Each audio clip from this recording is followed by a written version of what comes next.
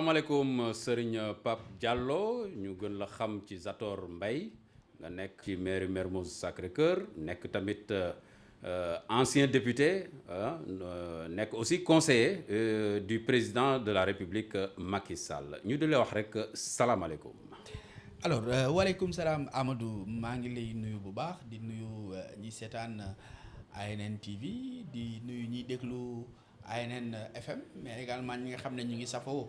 en continu seeni information nga xam ne quand c'est chaud quand c'est vrai c'est ANN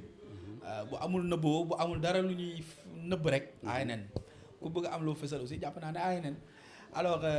oui maa ngi ci commune Mermoz Sacré-Cœur c'est vrai mais bon nekkuma ci conseiller municipal nekkuma ci autant pour moi adjoint au maire mais je suis plutôt un conseiller municipal depuis presque 18 ans que ma nekk ci Mermoz Sacré-Cœur voilà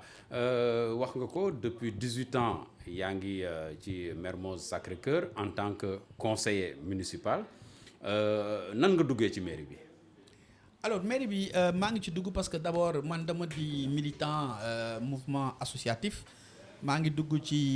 li ñu naan nawetaan depuis ma tendre jeunesse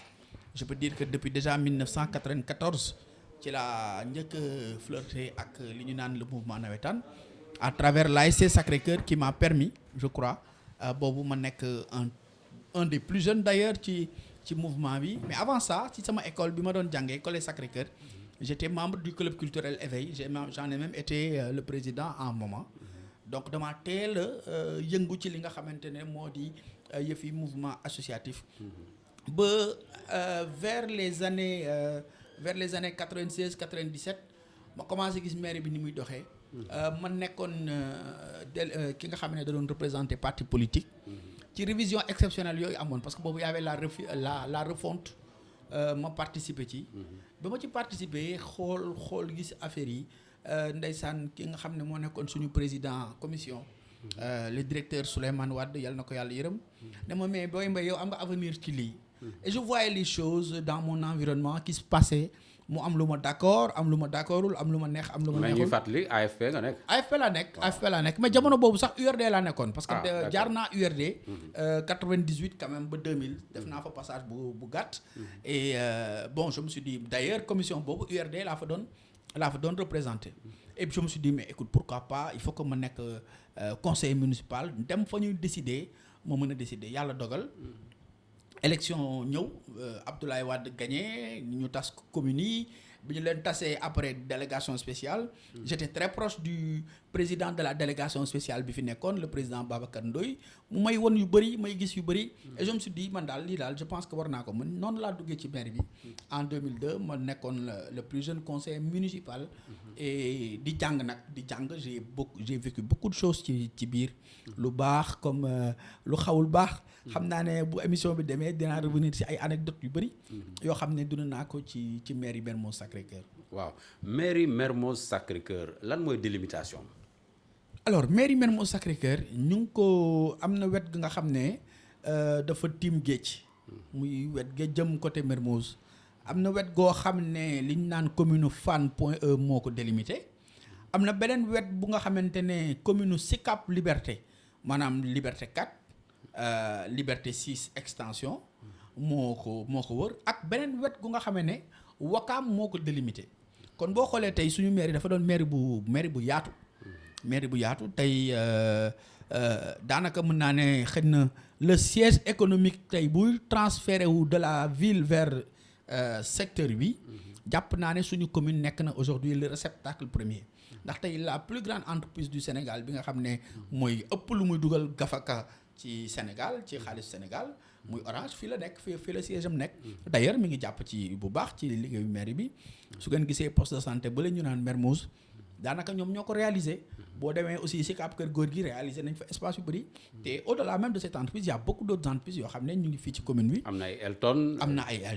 am na Elton nga xam ne voilà suñu xarit Babacar nga xam ne fii la dëkk aussi def fi siège am c'est une fierté FONGIP fii la nekk voilà. BHS fii la nekk caisse de dépôt et consignation fii la nekk donc toutes les grandes tey li tey daanaka comme réew mi. fii la nekk mais aussi boo demee sax ci wàllu politique siège u parti yi gën a mag fii la nekk siège u PDS fii la nekk siège u APR fii la nekk siège u AFP fii la nekk donc boo xoolee siège yooyu sax indi na coow lu bëri dañ ci wax dañ ci waxtaan donc c'est pour vous dire que c'est une commune quand même attrayante c'est une commune bu nga xamee ne jàpp naa ne yàlla daal moo nu nattu ba xëy na amaguñu liñ ci bëgg mais les gens fii ak at yi jëw daal jàpp naa ne dina doon commune bu nga xam ne du envier Washington du envier New York du envier Paris parce que c'est une commune qui a véritablement les potentialités pour jëm ci kanam. voilà mais Zator li nga xam ne mooy budget mairie bi nan la toll. fi ñuy waxee ni budget bi jéggi na 2 milliards. te 2 milliards mooy rek. pour une ñoom lu ñu wax. ëpp na ko mën na ko ëpp mais oui pour une commune ça veut dire que tey ñun daanaka commune yi ñu ëpp budget fii à part peut-être Plateau peut-être un peu Hann Bel-Air nga xam ne am na ay industries ak yooyu. te ñun amuñu marché mais malgré tout ça am nañu quand même plus de 2 milliards te war na ko mën a ëpp. non léegi am ngeen marché am ngeen Auchan. oui on y reviendra aussi on va y revenir c'est clair. mais Ouais. boo xoolee suñu commune budget am tey jii man jàpp naa ne ñun bu ñu ñëwoon jël mairie bi war nañu mën a dem ba 4-5 milliards c'est possible. parce que y a beaucoup de fuites de recettes yoo xam ne mais am na fii ah. te ñun ñu ngi koy gis parce que fii lañ dëkk. fii la ñuy yeewoo. mais Zator fii nag mooy amul nëbboo. non amul na boobu waaw parce donc que boo nee dafa am ay fuite de recette au moins war nga mën a wax ci secteur bi wala ci secteur xam bi nga bu ñuy wax fuite de recette c'est waaw par rapport sans à accuser personne mais on n'accuse pas mais le c'est- secteur ouais. xam nga boo jëlee li ñu naan OVP occupation de la voie publique Oui. dafa am ñu nga xam ne noonu lañ koy traité te jàpp naa ne du li gën parce que lépp lu nga xamante ne nii normalement le maire daf ko war di def dafa war a jiital l'intérêt des populations intérêt des populations boobu pour mu mën a am da ngay fexe ba maximiser les recettes yi nga xam ne mairie bi daf ko war a jot nga dugal ko de manière licite et légale ci keesu mairie bi parce que la mairie n'a pas de caisse c'est la perception qui gère mais am na nu nga xamante ne taxawaay boo xam ne boo ko amee dafa am ku war a verser 10 000 francs fexe ba jaar ci suuf verser 2 000 et cetera yooyu moom yu ni mel noonu bëri na fi parce que ñun aussi autorité lañ nit ñi dañuy ñëw di wax ak ñun ñu am lu ñuy gis di ci teg suñu mais est-ce que yéen a ngi koy dénoncer fi ngeen ko war a dénoncer maanaam en conseil municipal. mais xam nga conseil municipal boo xam ne da nga ci minoritaire soo waxee man am na sax conseil yu bëri yoo xam ne du je ne sens pas la nécessité d'y aller parce que bu dee da ngay dem pour fitna soo demee saaga nga fay jëlee wala xas wala sax xeex récemment dernier conseil bi am da ngay nekk ci salle bi nga gis ñu lay attaquer wala booy dem conseil tu es obligé wut ay garde-corps parce que notre mairie quand même est aujourd'hui voilà remplie de gros bras te ñu ci bëri dëkkuñ ci commune bi c'est pas la mission première d'une mairie parce que bu fekkante ne mairie da nga fay dem pour voilà yóbbu gros bras wala takk fital nga toog sa kër jar ko mairie c'est pour venir discuter des problèmes des populations xool naka la ñuy jëmalee kanam génne ay xalaat génne ay xel ak xalaat mais bu xel ak xalaat amul doolee fa sës te nag comme man yàlla dogal na ne bëriwuma doole trop